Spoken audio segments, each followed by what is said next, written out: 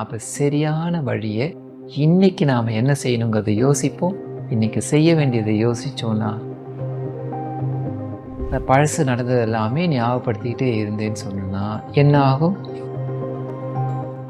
ஏதோ ஒரு லோகத்தில் அப்படியே இருந்துக்கிட்டே இருக்கியே, அந்த லோகத்திலேயே இருந்தேன்னா என்ன ஆகும்?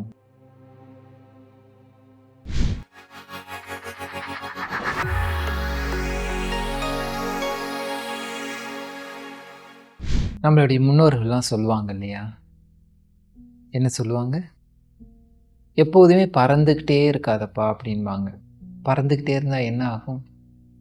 ஏதோ ஒரு லோகத்தில் அப்படியே இருந்துக்கிட்டே இருக்கியே, அந்த லோகத்திலேயே இருந்தேன்னா என்ன ஆகும்? இப்போ இருக்கிற லோகம் பறந்து போயிடும். அது எங்கேயோ பறந்து போக விட்டுட வேண்டாம். இப்போ இருக்கிற லோகத்தில் வாழ பார்க்கலாம். அதனால தான் பறந்துக்கிட்டே இருக்காதீங்க அப்படின்ட்டு சொல்லுவாங்க. கேள்விப்பட்டிருக்கோம் இல்லையா? பறந்துக்கிட்டே இருக்குதுன்னா எங்கே பறந்துக்கிட்டே இருக்கும்? எங்கேயோ ஒரு இடத்துல அப்படியே ஜாலியாக பறக்க விட்டுக்கிட்டே இருப்போம். எதோட பறக்க விடுறோம் அப்படிங்கிறத பார்த்தோன்னா அந்த எண்ணத்திலேயே ஜாலியாக அப்படியே ஓடிட்டே இருப்போம். எந்த மாதிரி எண்ணம்? முன்னாடி இருந்ததெல்லாம் முற்காலத்திலேயே அப்படியே எதையோ நினச்சிக்கிட்டே இருப்பேன்னு வச்சுக்கோங்களேன். மற்றவங்க கேட்ட கதையெல்லாம் நினச்சிக்கிட்டே இருப்பேன். அன்றைக்கி அவங்க பேசுனதெல்லாம் நினச்சிக்கிட்டு அப்படியே கடுப்பாயிட்டு இருப்பேன். அப்போ எப்பயோ நடந்த விஷயங்கள், ஏதோ கேட்டது, முன்னாடி நடந்தது எல்லாமே ஞாபகம் இருக்கலாம், இருக்கத்தான் செய்யும். ஆனால் அதையே தான் நாம் பிடிச்சிட்டு இருந்தேன்னா என்ன ஆகும்? இப்போ எனக்கு என்ன கிடைக்கணுமோ அந்த விஷயம் கிடைக்காம போயிடும் அப்படின்னு தான் சொல்லியிருக்காங்க. இதை தான் வேதாத்ரி அவங்க சொல்கிறாங்க. ஏன்னா யார் அவர்? மகரிஷி. முற்காலத்தையும் பார்க்குறாங்க அவங்க. இப்போ இருக்கிறத மட்டும் பார்க்கல, எல்லாவற்றையும் பார்க்குறாங்க. எல்லாவற்றையும் பார்க்கும் பொழுது இப்போ இருக்கிற விஷயம் என்ன செய்யணுங்கிறது தெளிவாக புரியுது. அவ்வளோதானே? இப்போ நம்மளும் என்ன செய்யணும்? இப்போ எப்படி தெளிவாக இருக்கணும் அப்படிங்கிற விஷயத்த தான் நான் பார்த்துக்கிட்டு இருக்கோம். அதை விட்டுட்டு நான் ஒரே இதில் அப்படியே சுற்றி சுற்றி சுற்றி வரேன்னு வச்சுக்கோங்களேன். இந்த பழசு நடந்தது எல்லாமே ஞாபகப்படுத்திக்கிட்டே இருந்தேன்னு சொன்னேன்னா என்ன ஆகும்? ஒன்றுமே ஆகாது. கரெக்டா? ஒன்றும் ஆகாது தானே? ஆமாம், ஒன்றுமே ஆகாது. ஆனால் ஒரு விஷயம் நடக்கும். என்ன தெரியுமா? ஏதாவது தேவையில்லாததெல்லாம் யோசிச்சுட்டு இருந்திருக்கேன்னா, அந்த நடந்ததெல்லாம் யோசிச்சுட்ருக்கேன்னு சொன்னேன்னா எனர்ஜி காலியாகிட்டே இருக்கும். அன்னைக்கு காலியானது தனி கதை.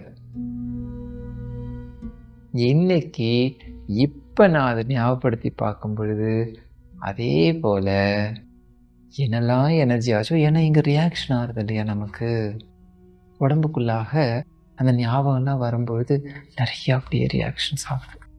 அந்த ரியாக்ஷன்ஸ் ஆகிற காரணத்தினால என்ன ஆகும்னா எனர்ஜியை லூஸ் பண்ணுறோம். நம்மளுடைய உடலில் திரும்பவும் ஒரு குட்டியாவது பாதிப்பு ஏற்படுது. நல்ல விஷயங்களாக இருந்ததுன்னா ஓகே, அது டிஃப்ரெண்ட் மேட்ரு. அப்போ பழசையே எப்போதும் நினச்சிக்கிட்டு இருந்துக்கிட்டு நம்ம பழைய ஆளாக இருக்கக்கூடாது. நம்ம தான் ஒவ்வொரு டைமும் பிறந்துக்கிட்டே இருக்கோம் இல்லையா? புதுசு புதுசாக பிறந்துக்கிட்டே இருக்கோம். புதுசு புதுசாக பிறக்கணுங்கிறாங்க. பிறந்துக்கிட்டே இருக்கணும். ஒவ்வொரு செல்லும் உடம்புக்குள்ளாக பிறந்துக்கிட்டே இருக்கு, புதுசு புதுசாக உருவாகிக்கிட்டே இருக்கு. அதே போல் எண்ணங்களுக்குள்ளாகவும் புதுசு புதுசாக பிறந்துக்கிட்டே இருக்கணும். எல்லாம் வந்தாலும் அதை பறக்க விட்டுடணும். பறந்துக்கிட்டே இருக்கக்கூடாது, பறக்க விட்டுடணும். தேவையானதாக இருக்குதுன்னா அதை ஆராய்ச்சிக்கு எடுத்துக்கிறதுக்காக அனலைஸ் பண்ணணும். அதுக்காக மட்டும் எடுத்துக்கலாம். எடுத்துட்டு அதில் இருந்து என்னெல்லாம் தேவையோ அதெல்லாம் தேவையானது பிரித்து பிரித்து பிரித்து எடுத்துட்டு திருப்பி என்ன செய்யணும்? விட்டுடணும். இப்போ அந்த எடுத்து விட்டோம் பாருங்களேன். இந்த எடுத்து விட்டதுக்கு நடுவில் என்ன நடக்குது? எடுக்கும்பொழுது ஒரு ஆராய்ச்சி வந்தது, அதை விட்ட போது இன்னொரு ஆராய்ச்சி வந்தது. எடுத்தபோது இது எதுக்கு, என்ன செய்தது அப்படிங்கிறதெல்லாம் அப்படியே ஒரு ஆராய்ச்சியாக எடுத்து பார்க்குது, அவ்வளவுதான். உடனே என்ன பண்ணுறது, இப்போ அது நிகழ்காலம், அது பழசு. இப்போ எடுத்து ஆராய்ச்சி செய்த உடனேயே இது எனக்கு வேணும் வேண்டாம் சரியில்லை இது கரெக்டு அப்படிங்கிறது எல்லாத்தையும் அழகாக கேட்டகரி செய்து வச்சுடுது. அங்கங்கே கரெக்டாக எந்த இடத்துல இதை வைக்கணுமோ என்ன செய்யணுமோ அதெல்லாம் செய்து பார்த்துட்டு அதுக்கடுத்தது என்ன ஆகிடுது, இது எல்லாம் எனக்கு வேண்டாம் அப்படிங்கிறது விட்டுடுது. அப்போ விட்டுட்ட உடனே என்ன ஆகுது, நாம் தெளிவாக இருக்கோம். வந்தது, அதை எடுத்தது இப்போ என்னை பாதிக்கலை. ஏன்னா நான் கரெக்டான ஒரு சொல்யூஷனை கண்டுபிடிச்சிக்கிட்டேன். கண்டுபிடிச்சதுனால இப்போ இந்த ப்ரெசண்ட் லைஃப் இருக்கு இல்லையா, இன்றைக்கி நான் என்னவா இருக்கிறேனோ அந்த லைஃப் எனக்கு ஜாலியாக அனுபவிக்க ஆரம்பிச்சிடுறேன்.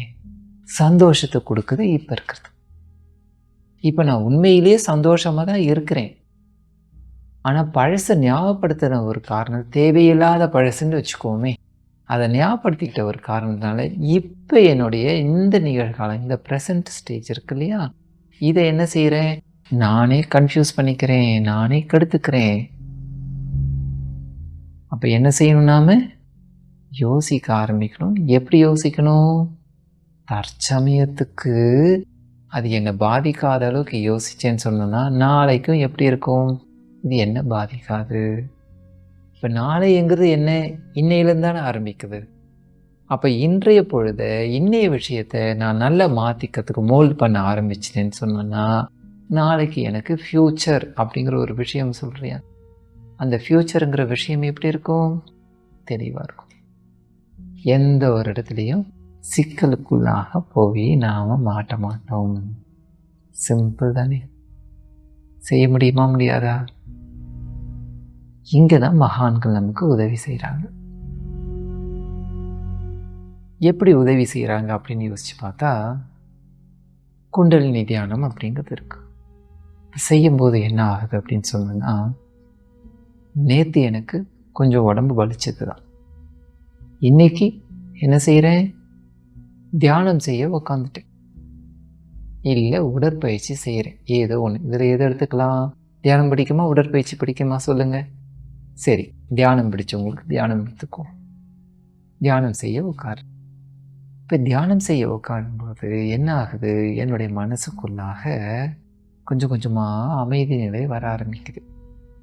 அமைதி நிலை வர ஆரம்பிக்கும்போது சில நினைவுகள்லாம் இருக்கு இல்லையா, அந்த நினைவுகள்லாம் இந்த ஃப்ரீக்குவன்சியும் அந்த ஃப்ரீக்குவன்சியும் ஒத்து வராதான்.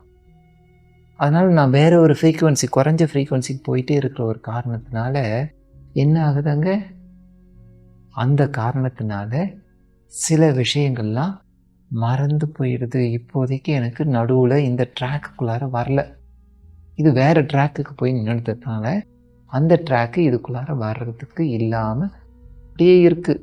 அது தொங்கிக்கிட்டே இருக்கட்டும்.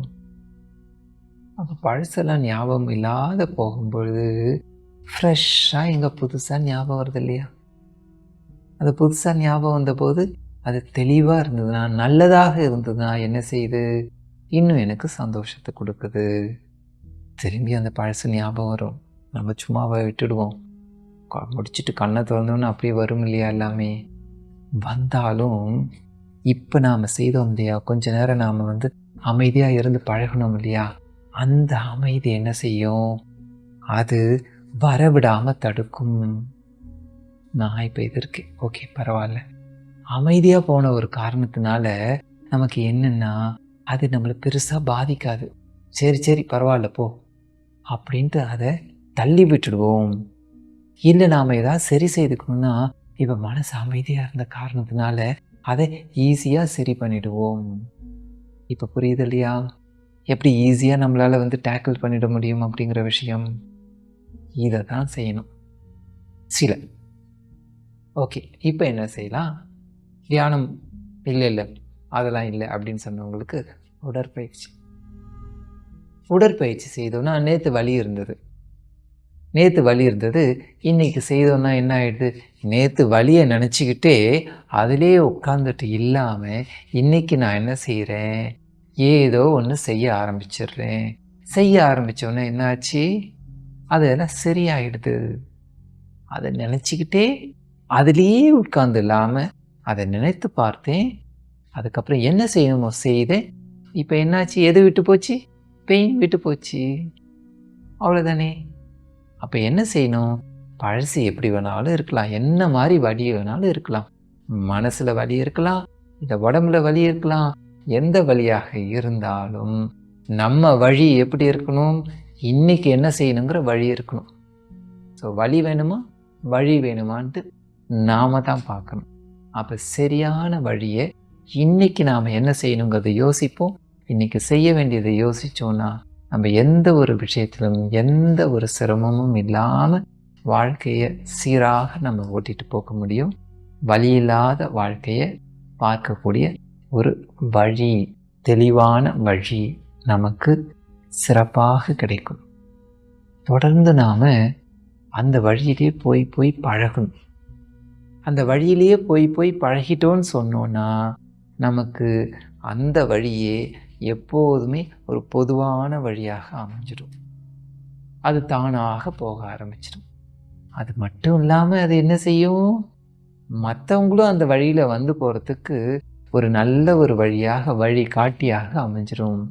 இப்படி வாழ்க்கையை நம்ம மாற்றிக்கிட்டு நம்ம வாழ்க்கைக்கும் ஒரு சிறப்பான பாதையாக இருக்கட்டும், மற்றவர்களுடைய வாழ்க்கைக்கும் அந்த பாதை உதவட்டுங்கிற அளவில் நாம் நம்மளுடைய வாழ்க்கை தரத்தை நல்லா உயர்த்திக்கிட்டு சிறப்பாக வாழ்வதற்கு நாம் முயற்சி செய்வோம். வாழ்க வையகம், வாழ்க வையகம், வாழ்க வளமுடன்.